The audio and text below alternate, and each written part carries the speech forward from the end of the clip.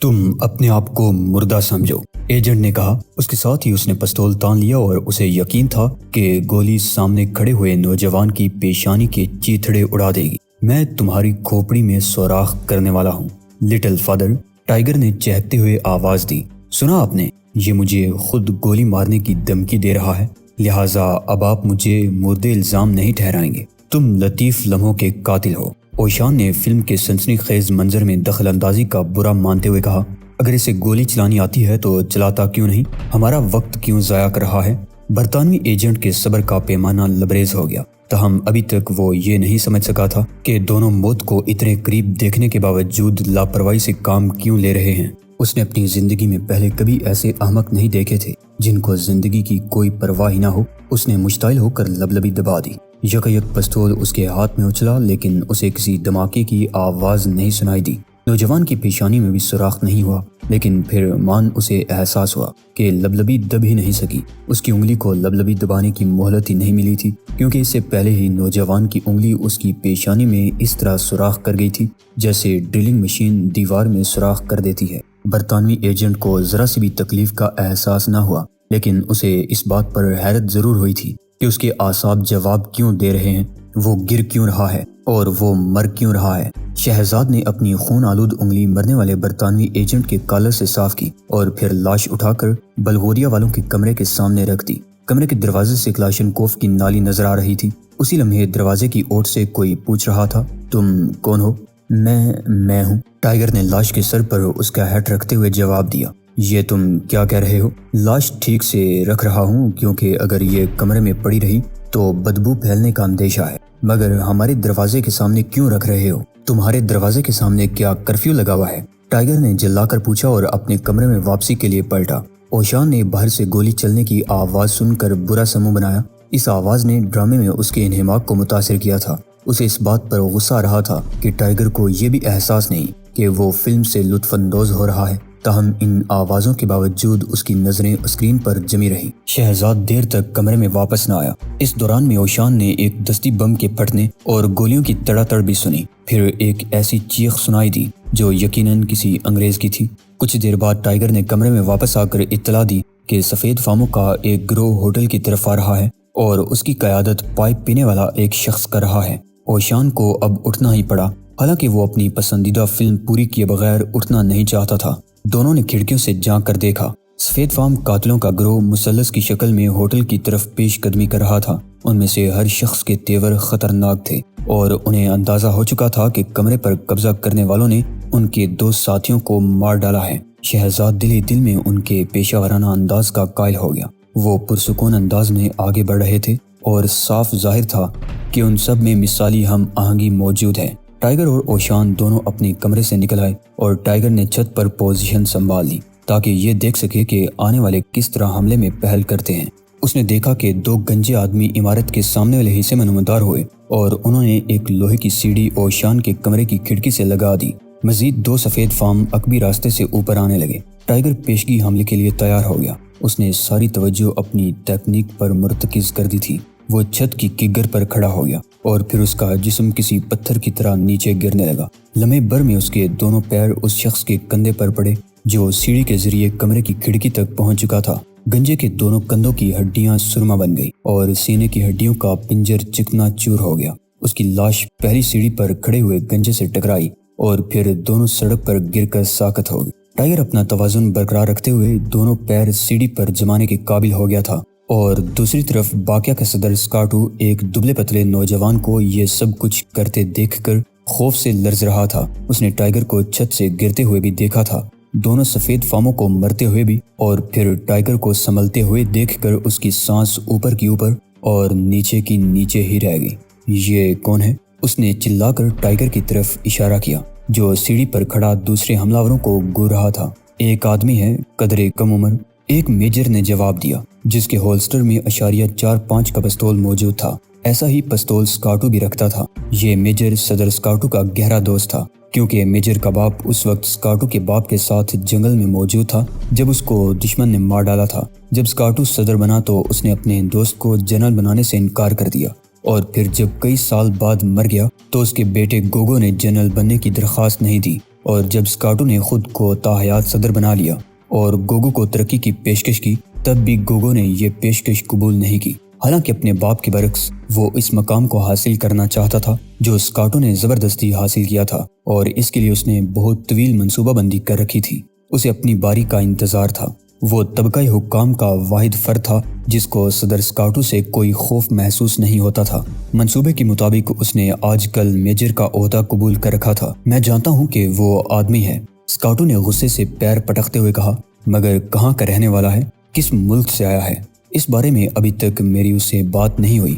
گوگو نے جواب دیا، جاؤ پوچھ کر آؤ کہ یہ کون ہے، جاؤ ابھی جاؤ، سکاٹو نے تلملاتے ہوئے کہا اور پھر حیرت سے ٹائیگر کی طرف دیکھنے لگا جو اب اس طرح دوڑ رہا تھا جیسے اس کے پیر چھت کی کگر پر لگی نہ رہے ہوں۔ اس کے پیروں سے دھول بھی نہیں اڑ رہی تھی اور نہ ہی وہ 2 انچ چوڑی کگر پر ڈگمگا رہا تھا۔ سکاٹو کو اچانک ہی جونیا کی پیش گوئی یاد آ گئی، اور پھر جو ہی اس نے چھت پر پہنچ کر حملہ کرنے والے 2 اور سفید فاموں کا حشر دیکھا تو اس کی چیخ نکل گئی۔ ان دونوں سفید فاموں نے کگر پر دوڑتے ہوئے ٹائیگر کو پکڑنے کی کوشش کی تھی، مگر ایسا لگا تھا جیسے وہ ہوا کو پکڑنے کی کوشش کر رہے ہوں۔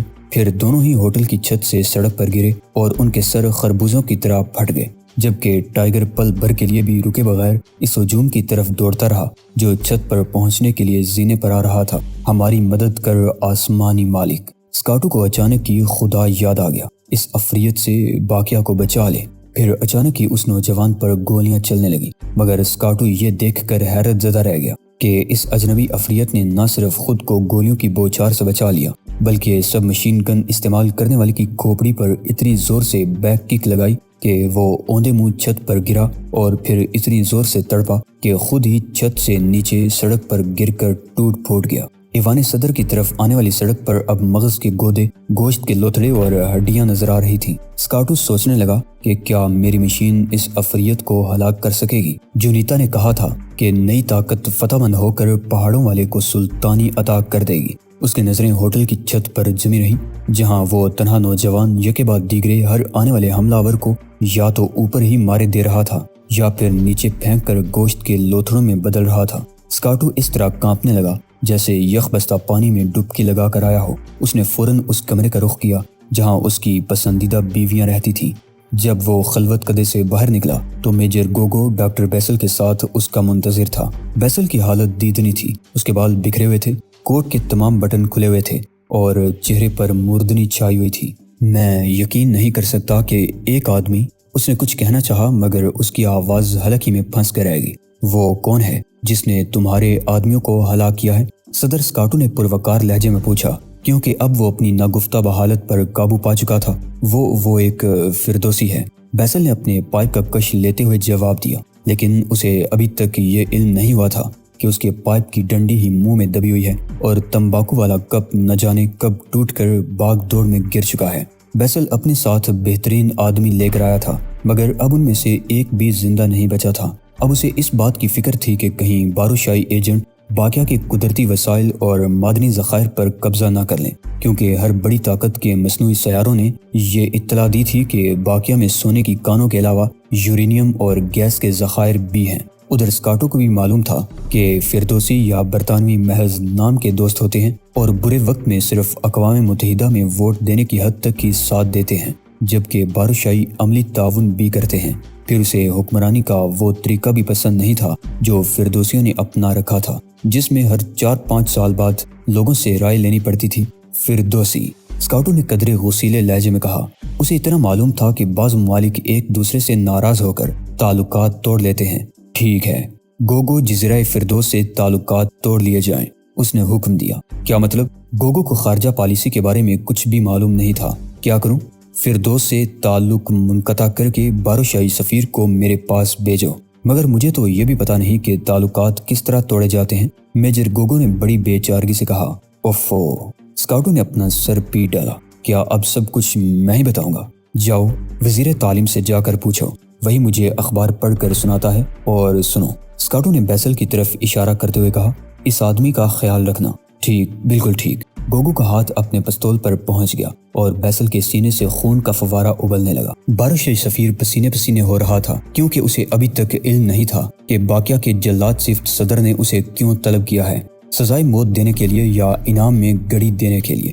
باقیہ کا صدر اسکاٹو مرنے والوں کی گڑیاں تحفے میں تقسیم کیا کرتا تھا۔ آہ میرے بھائی، اسکاٹو نے باروشائی کا ہاتھ تھامتے ہوئے بڑی محبت سے کہا، مجھے باروش سے بڑی محبت ہے۔ میں عام طور پر یہی سوچتا رہتا ہوں کہ اپنے باروشائی بھائیوں کو کیا تحفہ دوں۔ باروشائی سفیر حیرت زدہ رہ گیا، مگر وہ یہ بھی سوچے بغیر نہ رہ سکا کہ کیا یہ پاگل آدمی واقعی پراسرار مشین اس کے حوالے کر دے گا۔ مشین اس وقت اس کے تخت کے دائیں طرف رکھی ہوئی تھی جس پر اسکاٹو بیٹھا ہوا تھا۔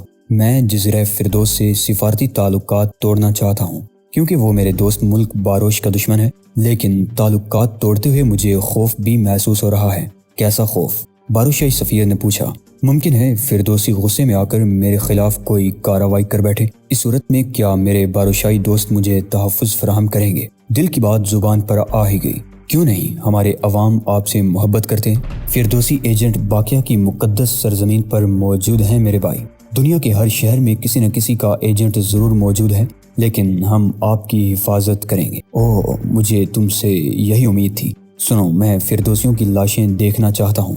ضرور دیکھ لیں گے، لیکن ہم آپ کو صرف اس شرط پر تحفظ فراہم کریں گے کہ آپ اپنی نئی ایجاد کو عالم انسانیت کی فلاح و بہبود کے لیے استعمال کرنے کی خاطر ہمیں دے دیں گے۔ تب پھر میں سوچتا ہوں کہ ان فردوسی قاتلوں سے سودا کر لوں۔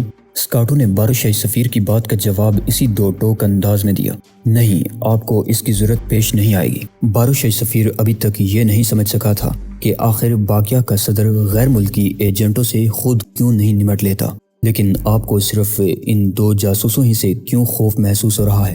اس خوف کی وجہ مت پوچھو، بس انہیں مار ڈالو، پھر میری طاقت کا جادو تم کو بھی مل جائے گا۔ یہ خیال رکھنا کہ وہ چند افراد کے قابو میں آنے والے نہیں ہیں۔ سپہر کے وقت وہ کھڑکی سے جھانکنے لگا اور باروشائیوں کے حملے کا انتظار کرنے لگا۔ غروب آفتاب کے وقت اسے باروشائی نظر آئے۔ ان کی تعداد 25 تھی۔ ان میں سے ہر ایک کے ہاتھ میں جدید ہتھیار اور کندھوں پر رسے پڑے ہوئے تھے، لیکن بعض کے پاس ہلکے مارٹر بھی تھے۔ اسکاٹو کو یہ سب کچھ دیکھ کر یوں لگا تھا جیسے باقیہ میں جنگ ہونے والی ہو۔ اس کا دل اچھل رہا تھا کیونکہ اتنی نفری اور اتنے ہتھیاروں کے سامنے وہ دونوں یقیناً کچھ بھی نہیں کر سکتے تھے۔ اسکاٹو نے آج صبح بعض افسروں سے یہ بھی سنا تھا کہ نوجوان فردوسی کے ساتھ آنے والے ایک زرد رو بوڑھے نے ہوائی اڈے پر پورٹر کو کس طرح قتل کیا تھا، لیکن اس وقت ہوٹل کو باروشائیوں نے جس طرح گھیرا ہوا تھا اسے دیکھ کر وہ باروشائی قومی ترانہ گانے کی خواہش محسوس کرنے لگا تھا، لیکن اسے تو اپنے ملک کا ترانہ بھی یاد نہیں تھا۔ اسکاٹو نے ہوٹل کی کھڑکیوں سے سروں کو جھانکتے ہوئے دیکھا، پھر یہی سر غائب ہوتے بھی دیکھے۔ اس نے بہت سے لوگوں کو بھاگتے دیکھا جو اپنی جانیں بچانے کے لیے ہوٹل سے نکل کر راہ فرار اختیار کر رہے تھے۔ بعض ملکوں کے ایجنٹ تو اپنے ہتھیار بھی چھوڑ گئے تھے۔ باروشائیوں نے یہ صورتحال دیکھی تو کہکے لگانے لگے۔ ان میں سے کئی کی نظریں ایک ایسے بوڑھے پر جم گئیں جو دوسری منزل کی ایک کھڑکی کے ساتھ کھڑا ہوا تھا۔ اس کے سفید بال اور نوکدار مونچھیں صاف نظر آ رہی تھی۔ اسکاٹو نے بھی بغور دیکھا۔ بوڑھے نے دونوں ہاتھ سینے پر باندھ رکھے تھے۔ اسکاٹو سے پہچان گیا۔ وہ ایک مشرقی باشندہ تھا اور اس کے چہرے پر ایک پراسرار سی مسکراہٹ تھی۔ وہ نیچے سڑک پر باروشائی ایجنٹوں اور ان کے ہتھیاروں کو دیکھ کر مسکرا رہا تھا۔ اس کے چہرے پر پراسرار سی مسکراہٹ تھی جیسے وہ ابھی لذیذ کھانا کھا کر اٹھا ہو۔ اچانک اسکاٹو کو اس پراسرار مسکراہٹ کے مفہوم کا احساس ہوا۔ وہ سمجھ گیا کہ بوڑھا حملہ آوروں کو حقیر سمجھ رہا ہے۔ اسے ان کی اور ان کے ہتھیاروں کی کوئی پرواہ نہیں۔ یہ مسکراہٹ صورتحال سے ناواقفیت کے باعث پیدا نہیں ہوئی تھی، بلکہ یہ ایک ایسے بوڑھے کے قوی تر اعصاب کی مسکراہٹ تھی جو باروشائیوں کے حملوں سے نمٹنا جانتا تھا۔ یہ ایک ایسے بچے جیسی مسکراہٹ تھی جو کسی کھیت کے ہر تربوز کو پھوڑ کر اس کا سرخ گودا اپنے پیروں تلے رونت چکا ہو اور اب اپنی کامیابی پر خوش ہو رہا ہو۔ بوڑھے نے ایوان صدر کی طرف دیکھا۔ اسکاٹو کو یوں لگا جیسے بوڑھا اسی کی آنکھوں میں آنکھیں ڈالے دیکھ رہا ہے۔ اسکاٹو کا جسم سردی سے کانپنے لگا۔ اس نے بوڑھے کی کھڑکی سے نظریں ہٹانے کی کوشش کی مگر ناکام رہا، اور پھر جب بوڑھے نے اس کی طرف حقارت سے دیکھتے ہوئے کھڑکی سے باہر تھوکا تو اسکاٹو پسینے پسینے ہو گیا۔ وہ گرتا پڑتا اپنے کمرہ خاص میں گھس گیا، مگر یہاں بھی اسے بوڑھے کی مسکراہٹ نظر آتی رہی۔ اس نے تکیے میں منہ چھپا لیا۔ جونیتا، اس نے سسکی لیتے ہوئے کہا، اگر تمہاری روح آس پاس موجود ہے تو میں اعتراف کرتا ہوں کہ تم نے سچ کہا تھا۔ وہ عظیم قوت یہاں پہنچ گئی ہے۔ میجر گوگو نے اپنی عقل کے مطابق فردوسیوں سے تعلقات منقطع کرنے کی کارروائی کی، لیکن اس سے قبل اس نے بیسل کی لاش کو ٹھکانے لگوایا اور پھر فردوسی سفارت خانے میں گھس گیا۔ فردوسی سفیر صدر اسکاٹو کے دست راست کی آمد کا علم ہوتے ہی دوڑا دوڑایا تو گوگو نے اس کی طرف دیکھ کر کہا، ہم تم سے تعلقات توڑ رہے ہیں، بس سمجھ لو کہ ٹوٹ ہی گئے، اب تم ہمیں اپنی منحوس شکل کبھی نہ دکھانا، اور ہاں، جاتے ہوئے کہیں اپنے ساتھ شراب نہ لیتے جانا، اس کو ہم خود ٹھکانے لگائیں گے۔ فردوس میں تعلقات منقطع ہونے کی خبر اس تاثر کے ساتھ قبول کی گئی کہ باقیہ پر بارشائیوں کا تسلط قائم ہو گیا ہے، اور یہ کہ اب وہ پراسرار مشین اور خفیہ معدنی وسائل بھی بارشائیوں کے ہاتھ لگ جائیں گے۔ فردوسی صدر نے اخبارات کے تمام تبصرے خود پڑھے اور پھر خود کو اپنے کمرے میں بند کر کے خفیہ سرخ فون پر نمبر ملانے لگا۔ باقیہ میں کیا ہو رہا ہے؟ اس نے چبھتے ہوئے لہجے میں سوال کیا۔ مجھے کچھ پتہ نہیں جناب صدر، ڈاکٹر بہرام کی برف کی طرح سرد آواز سنائی دی۔ اگر تمہارے آدمی وہاں کچھ نہیں کر سکتے تو انہیں واپس بلا لو۔ صدر کا لہجہ مزید تلخ ہو گیا۔ یہ نہ بھولیں کہ انہیں چارہ گر نے نہیں بلکہ جزیرہ فردوس کے صدر نے ذاتی طور پر وہاں بھیجا ہے۔ بہرام نے سلگتے ہوئے انداز میں جواب دیا، آپ نے سناجو کے ماسٹر سے ایک معاہدہ کیا ہے جسے پورا کرنے کے لیے وہ دونوں وہاں موجود ہیں، اور وہ دونوں نوکر شاہی کے کل پرزے نہیں ہیں کہ آپ کے حکم پر چلے جائیں اور آپ کے کہنے پر واپس بھی آ جائیں۔ میری ایک بات یاد رکھیے گا کہ جب سلطنتی روما کا وجود بھی نہیں تھا تب بھی ایوان سناجو کا سربراہ اپنے وعدوں اور مہارت کی تکمیل کے بغیر کبھی واپس نہیں آتا تھا۔ تم کہنا کیا چاہتے ہو؟ صدر مملکت تشویش میں مبتلا ہو گئے۔ میرا مشورہ ہے کہ ان دونوں کو وہاں کام کرنے دیں اور اس بات پر یقین رکھیں کہ وہ اپنی مہم کی تکمیل کے بعد ہی واپس آئیں گے۔ میں ضمانت چاہتا ہوں، صدر مملکت نے پروکار لہجے میں کہا۔ میں کوئی ضمانت نہیں دے سکتا۔ بہرام کا لہجہ پتھر کی طرح سخت تھا۔ مشتعل ہو کر صدر مملکت نے ریسیور پٹخ دیا اور دیر تک سرخ فون کو گورتے رہے۔ پھر وہ تیزی سے اپنے دفتری کمرے میں آئے جہاں محکمہ سراغ رسانی کا ڈائریکٹر اس کے حکم پر موجود تھا۔ اس نے تفصیل سے بتایا کہ کانگریس میں اٹھنے والے متوقع اعتراضات اور اخبارات کی نکتہ چینی کی وجہ سے وہ ابھی تک باقیہ میں کھل کر کچھ نہیں کر سکا ہے۔ ویسے بھی اگر ہم کھل کر کام شروع کر دیں تو ہمارا وقار مجروح ہو جائے گا جناب صدر۔ ڈائریکٹر نے دونوں ہاتھ گود میں رکھتے ہوئے کہا۔ وقار؟ صدر مملکت نے کسی زخمی شیر کی طرح تل ملا کر دہرایا۔ وہ تو مجروح ہو چکا ہے، اب اس ملک کا دفاع کرو۔ یہی حکم تجویز میں دے دیں تاکہ میں کانگریس میں اٹھنے والے اعتراضات سے نمٹ سکوں۔ صدر مملکت نے طیش میں آ کر اسی وقت حکم نامہ لکھ دیا۔